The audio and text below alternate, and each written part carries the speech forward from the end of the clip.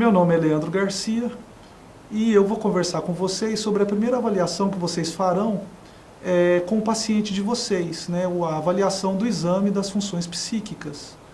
Então, essa avaliação, na verdade, ela é feita através de um diálogo simples, né, olhando para comportamentos, né, e a aparência que esse paciente apresenta para você, né, durante aí essa conversa. Então, nós vamos avaliar primeiro a apresentação e o comportamento desse paciente, né? Como é que é a roupa desse paciente? Esse paciente tem cheiro de álcool? Se é homem, ele fez a barba? Se é mulher, ela está penteada? A roupa está amarrotada? Essa pessoa está suja? Ela está fedida? Né? Como é que é o comportamento dele, os movimentos, né? Ele está agitado? Os movimentos estão bastante lentificados, né? Outro quesito que nós vamos avaliar aí também é a cognição, né? Esse paciente, ele sabe quem ele sabe onde ele está, ele tem mais ou menos noção do tempo, né? Esse paciente, ele consegue organizar o raciocínio, consegue se concentrar no que você está falando, ele entende o que você está falando. Outra dimensão que é avaliada também nesse breve discurso, né, é a afetividade, o humor, a vitalidade, né? Esse paciente está entristecido, esse paciente está extremamente ansioso, esse paciente ele fica o tempo todo sonolento, né, enquanto está conversando com você. Uma outra questão também a ser avaliada, outra dimensão, é o discurso, né? A fala desse paciente, ele consegue organizar de maneira adequada uma frase? Ele consegue concatenar as frases, né, para formar um raciocínio lógico? Esse paciente, ele troca palavras, né, nas frases que ele profere? Como é que é a velocidade do discurso desse paciente?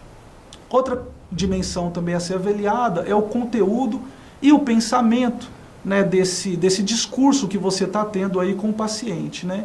Então, existe coerência, né, no pensamento, ou então as palavras, as frases, né, elas não têm conexão, elas são jogadas de uma maneira totalmente inadequada para formar um raciocínio lógico, né? Esse paciente, ele tem pensamentos recorrentes, ele tem fobias, ele acredita que está sendo perseguido por alguém, né?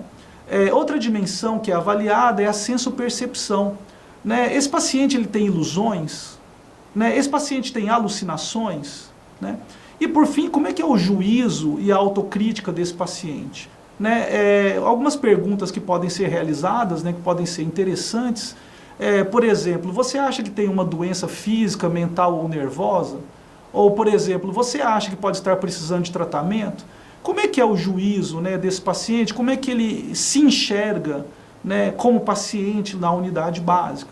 Então, essas dimensões, elas são avaliadas rapidamente, né, num breve diálogo com o paciente, e elas vão dar uma noção subjetiva, né, se esse paciente ele tem algum tipo de transtorno, ou se ele tem algum tipo de problema. Só que essa visão subjetiva, muitas vezes, não nos torna, não nos dá certeza, né, acerca do encaminhamento que nós devemos dar para esse paciente.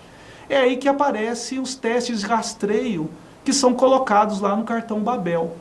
Através do cartão Babel, né, nós podemos fazer uma avaliação numérica, né, sobre o estado mental desse paciente com relação a alguns transtornos que são mais comumente encontrados na unidade básica.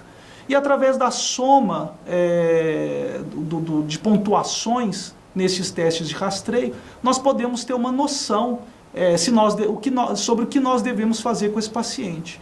É muito importante lembrar que o cartão Babel, na verdade, ele é uma soma de testes de rastreio. Então é impossível fazer diagnóstico através do cartão Babel. O que você pode ter, na verdade, através desse cartão, é apenas uma noção, tá certo, sobre o estado desse paciente, para poder fazer o encaminhamento adequado desse paciente. Será que eu mando ele para o NASF? Será que ele deve ser encaminhado para o CAPS? Será que na própria unidade básica de saúde, no caso de termos, por exemplo, grupos terapêuticos, ele não pode ser tratado, né, dentro de um grupo terapêutico, às vezes existe na própria unidade básica, né?